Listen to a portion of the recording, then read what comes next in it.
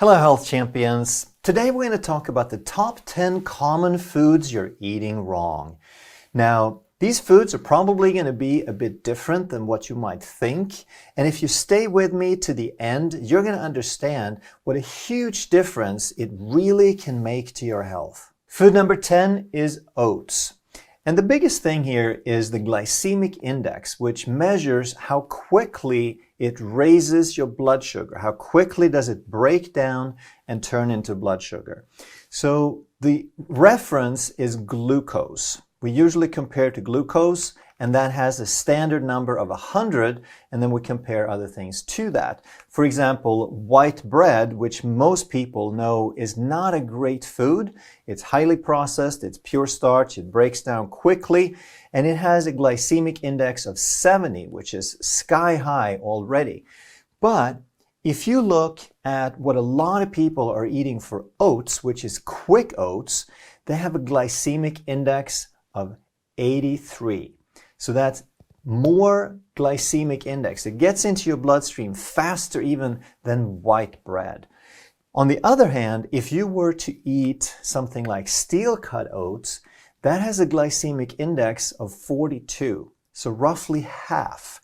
And that is a big difference. Now, I'm not a huge fan of grains in general, but if you're going to eat a grain at all, I believe it should be a gluten-free grain, and steel-cut oats would probably be a decent alternative. So I have marked the glucose in red because that's like crazy fast. You don't want anything getting into your bloodstream that quickly. The white bread is like a dark orange. The instant oats would be even more dark orange. And the steel-cut oats I would put as yellow because it's not a great food, especially if you're trying to reverse a disease or a metabolic condition. However, if you tolerate oats really well, if you're insulin sensitive and you're just maintaining, then it can be a reasonably healthy food. Now, why can there be such a huge difference between oats and oats? Well, it has to do with how it's processed, and this applies to a lot of processed foods. When we eat a relatively whole food, it's sort of like a cube. That it's pretty solid, it's dense, it takes a while for enzymes and digestive juices to get into it, so it breaks down slower. It's kind of like putting a big log on the fire.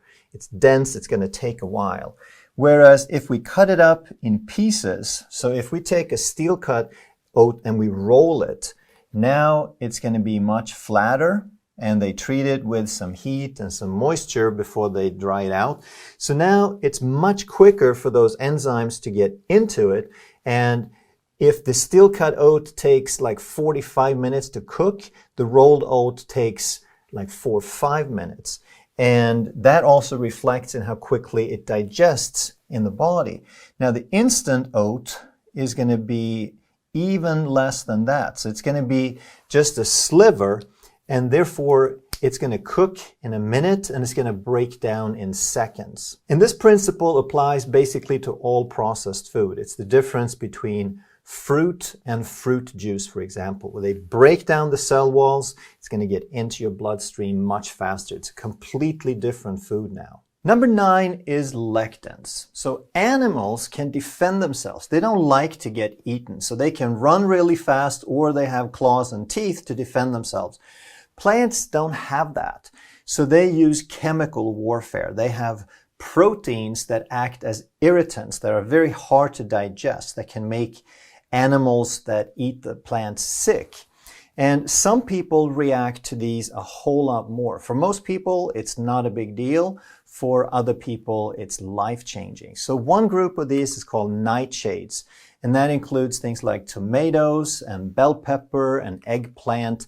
So even foods like the first 3, tomatoes, bell pepper, and eggplant, that would be relatively healthy, and for most people are super healthy, even on a low-carb or keto diet, they tend to not be so good if you're sensitive to lectins. Potatoes I marked in yellow because they're much higher in starch. It's not really a bad food, but if you have a metabolic condition you're trying to reverse, then potatoes would probably be something to avoid. Whereas if you're insulin sensitive and just maintaining, then it's an okay food to have once in a while if you're not sensitive to lectins. And then we have things like beans. I marked them in yellow because they're notoriously difficult to digest. We have things like quinoa, which people think is a grain. A lot of people use it to replace rice, but it's actually a seed that sort of acts like a grain because it's so high in carbohydrates. So the dry weight of quinoa is 57% carbohydrate. So it's almost like wheat or rice. And then we have corn, which a lot of people think is a vegetable, but it's actually a grain. So it's a very, very common allergen. A lot of people react to it even without knowing it. And even worse, it's a GMO. So that becomes an orange. It's not something I would recommend unless, again, you are metabolically healthy and you get the organic corn. But again, all of these things have plenty of lectins, and whether you react severely or not, it's a good idea to kind of diffuse that. And the way to do that is to pressure cook them. So if you cook them under high pressure, you can raise the heat so they cook at much higher temperatures. And now you break down these proteins, these lectins, and they don't have nearly the same impact or chemical properties anymore. Food number 8 is peanut butter. And peanuts, of course, are not nuts. They are legumes, and therefore they're much harder to digest than other nuts. They actually contain lectins, just like we talked about on the previous slide, because they're just like any other bean, except they are much higher in fat and protein. And that's what makes them so attractive, because it's a low-carb food and is very satisfying and very filling. So a lot of people like it, not only in the low-carb community. So if you eat it, it needs to be organic and unprocessed. Plus, of course, you need to not be sensitive to peanuts or to lectins. And when it's unprocessed, that means that the oil separates, because that's what happens when you grind nuts. And it also should have nothing added but maybe a little bit of salt. If you meet all those criteria, then it can be a reasonably healthy food. However, if you eat the commercial kind, the big brands that have been around in most stores for the longest time that most people know of, then they're going to add corn syrup and sugar to it. They're going to add things like soy proteins to it, and they're going to add emulsifiers in the form of hydrogenated fat. So now you're basically adding trans fat to this thing. So all of these are red because these are horrendous and toxic to the body, especially in quantities. Overall, though, I'm going to give these an orange rating because the red stuff is a fairly small percentage, and it's going to be offset by the fact that it actually has pretty good protein and fat in it, as long as you're not sensitive to lectins. Number 7 is seeds like hemp, chia, and flax. And what these seeds have in common is that they're very high in omega-3s. They are the highest plant source of omega-3s of anything. There are very few things that have omega-3 among the plants, and these 3 seeds are by far the highest. And while most people hear about the omega-3s as only a good thing, these polyunsaturated fatty acids being so great for you, we do need a small amount. However, these omega-3s are extremely sensitive to heat and light and oxygen. And just how sensitive are these omega-3s, you might ask? Well, if you compare the alpha-linoleic acid, which is the omega-3 that you would find in plants, to the saturated fatty acid that you would find in animals, then this study suggests that if you compare this alpha-linoleic acid to a saturated fatty acid, it is 2,500 times more sensitive. 2,500. Now that's just one of those big numbers. Sometimes it's hard to grasp, to put it in perspective. So let me do that for you. What that means is that an omega-3 fatty acid will oxidize, will get damaged as much in 3.5 hours as a saturated fat like meat would in 1 year. So what that means is if you break the shell, if you grind this or make oil out of it, it will start degenerating, it will start getting damaged in minutes. In a few hours, it will be pretty ruined. Now, the good news is that nature has provided protection for these. So as long as it's still in the shell, then it's protected. It can last for weeks or even months in room temperature and still have a high quality, high freshness. But as soon as you break that shell, now oxygen gets to it and starts oxidizing and damaging it. So what you want to do is you buy these whole, you grind them yourself, and then as soon as they're ground, you put them in cold storage.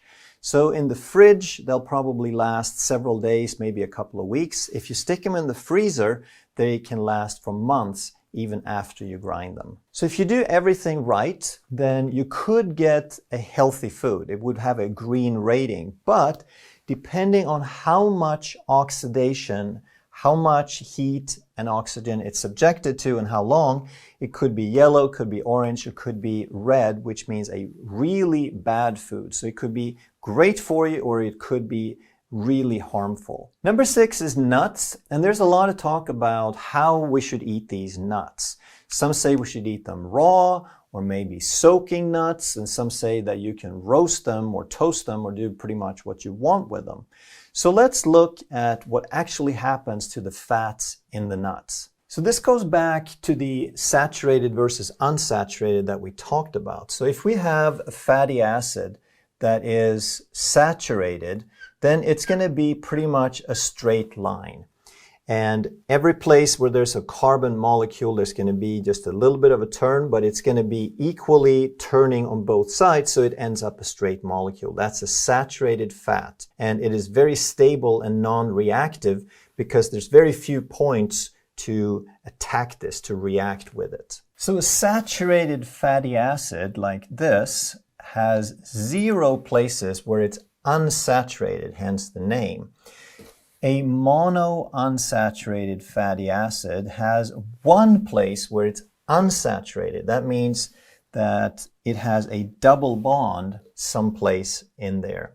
And it's a little bit more flexible than a saturated fatty acid. So olive oil, for example, is mostly monounsaturated, and that's why it's liquid at room temperature, whereas a saturated fatty acid is solid at room temperature. A monounsaturated will often turn solid or semi-solid in the fridge. And most nuts have a lot of monounsaturated fatty acids, but they also have a lot of omega-6 fatty acids. We've all heard about those.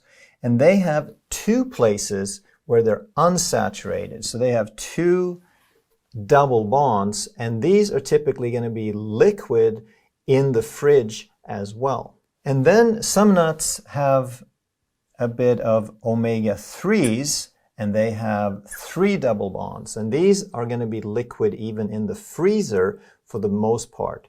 And then we have the fish oils, which are the most unsaturated. So EPA is one of the components of fish oil that we're looking for, that we need for our tissues. And the P stands for penta, which means 5. And the DHA is the other fish oil which we need for brain tissue, and the H stands for hexa, which is 6. So we go from a straight fatty acid in saturated, and mono, it starts bending a little bit, and with 2, 3, 4, 5, 6, it starts bending more and more, until with DHA, it's really more like just a squiggle than a straight line. And that makes them more and more reactive to oxygen and heat. So nuts are going to have a mix of monounsaturated omega-6s and omega-3s. They're not ever going to have EPA and DHA, that's fish.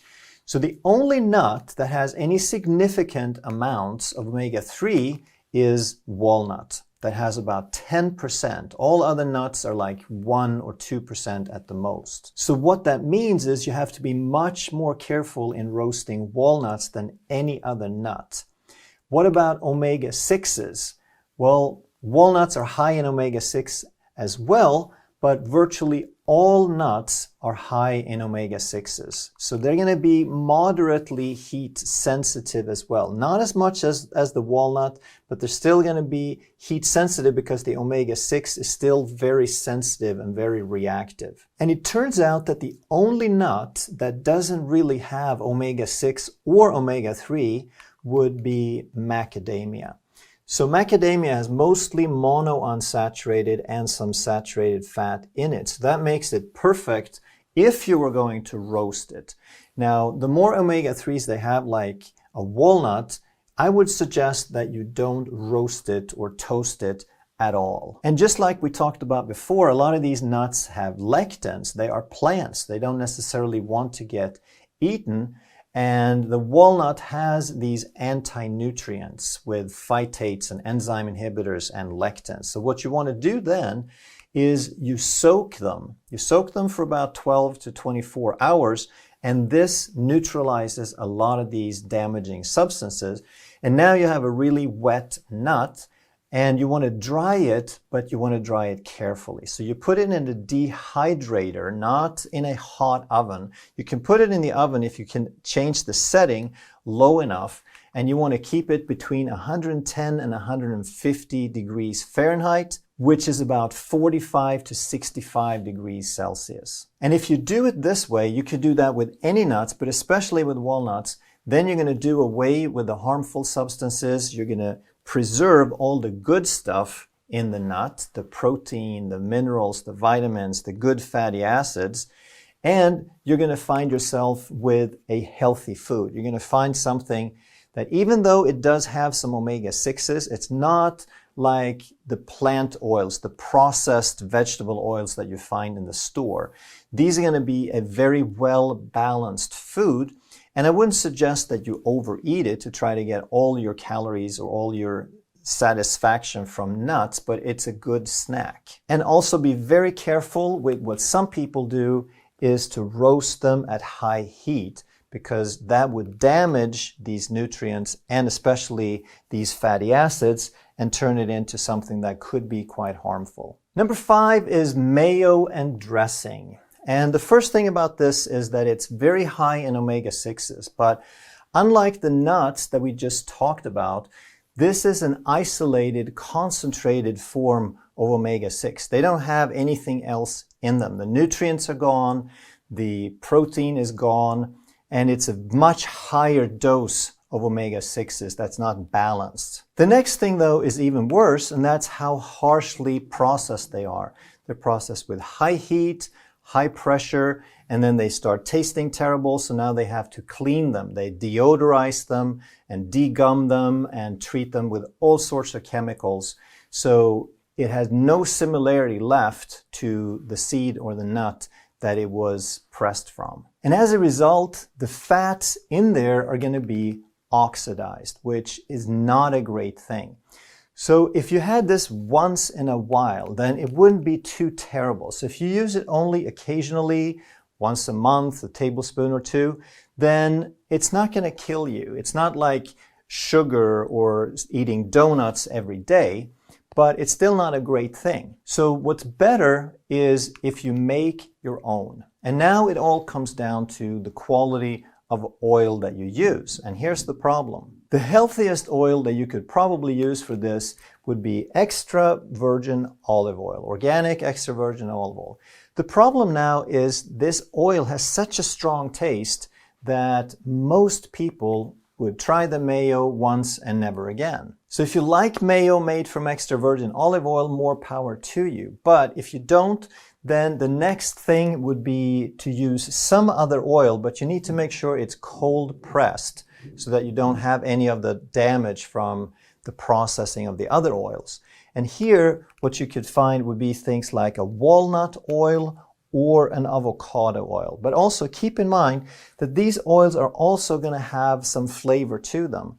And the less processed they are, the healthier they are, the stronger the flavor. It's going to start dominating that mayo. So it's kind of like a trade-off, and your best compromise is probably going to be a commercial cold-pressed avocado oil that's been filtered, and it has sort of a mild flavor that's not too strong to make mayo. Food number 4 is eggs and chicken. And here the debate is over the different production methods. So we have caged, we have cage-free, and we have free range. And even though the sound is better, like caged, nobody likes that, and there's virtually no control or rules. And then cage-free sounds so much better, but it is only marginally better because these birds are still all inside, they're still crowded. And then we get to free range, which sounds wonderful. Oh, they're free, they're out on the range.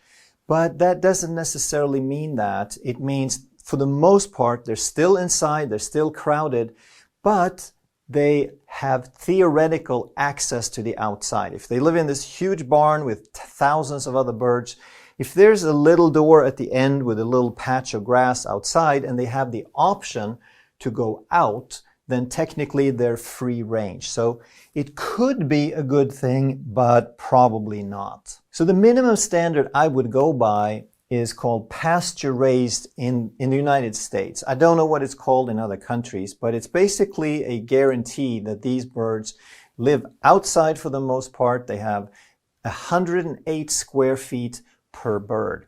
And if you don't have that standard, then try to find out where your eggs are coming from. Find someone locally who produces eggs that you can go visit and see how the birds are treated. However they're treated is what you want for both your eggs and your chickens. So if you have a neighbor or some lady or some guy down the street, then that would be perfect. Or even better is if you have room and time and opportunity in your backyard, and your neighbors will let you, then make some yourself, raise some chickens. Number 3 is fish, and here it can make a big difference between a healthy and an unhealthy fish. First, we want to avoid farmed fish because the fish don't move. They live in very confined condition. They have diseases and lice. They feed them garbage. So if that's how healthy the fish is, then that's how healthy it is for you. Second problem is if you cook the fish and you overheat it, then that's also not a good thing because we talked about these omega-3 fatty acids. The most sensitive are the fish oils, so the EPA and the DHA. That's why you always want to cook the fish very, very gently. It's a very delicate food. And the third issue is mercury, that fish live in the ocean that's full of mercury. The larger the fish is, the longer it lives, the more predatory it is, the more it's going to concentrate mercury in its body. However, fish can be very healthy if you select species that are low mercury, and these are typically things like salmon does really well, the sardines do well, mackerel does pretty well, as long as it's a relatively small, not the king mackerel. Also, all of the small flat fish are generally safe. What you want to avoid are big fish like shark and swordfish and tuna, the large predatory fish. And then if you cook them on low heat and you make sure that they're wild caught, now that fish can be very, very healthy and it can be something that you enjoy every week, even several times. Number 2 is meat, and most meat sold in the US is grain-fed. Now the grain has a lot of omega-6s, it creates inflammation, it makes the cattle sick because cows are supposed to eat grass. They're not supposed to eat grain or corn or soy. And when you feed them that, now the fat in their tissues becomes very, very high in omega-6s, and that omega-6s makes its way into you as well. The other aspect is the cruelty, that not only are these animals often mistreated and kept confined, but through the feed, they're also getting very unhealthy and they're suffering that way. The third factor is antibiotics, which they deny that they use, but somehow there's thousands of tons of animal feed antibiotics sold anyway, so it has to go somewhere is the way I figure. However, meat can be super healthy if you get it grass-fed and you make sure it's humanely treated and that the animals themselves were healthy. So realize also that there's all about relativity here, that yes, the grass-fed, organic, healthy animals are much, much better for you, but if you're out eating someplace in a restaurant and you have no other choices, then the grain-fed beef or the farm-raised fish is still going to be way, way better than ordering fried chicken nuggets or fried wings or French fries or donuts or something like that. So keep things in perspective that way and realize that even though the grain-fed is less than ideal, it's still way better than a lot of the junk food. And number one is milk, yogurt, and dairy. This is something that's a foundation of modern society. So many people eat it, so many people think that it's super, super healthy, but there's a big difference between the different kinds. So the first problem is that it's pasteurized. And I understand why they pasteurize it. We'll talk a little bit more about that. From a public health perspective, they know that by pasteurizing everything, they get fewer diseases and acute deaths, but they reduce the health of the population in other ways. It's always sort of like they don't care so much if 1 billion people have diabetes. They're more concerned with a plane accident that kills 300 people, which is a disaster because it's in your face. The other stuff happens so slowly that nobody really pays attention.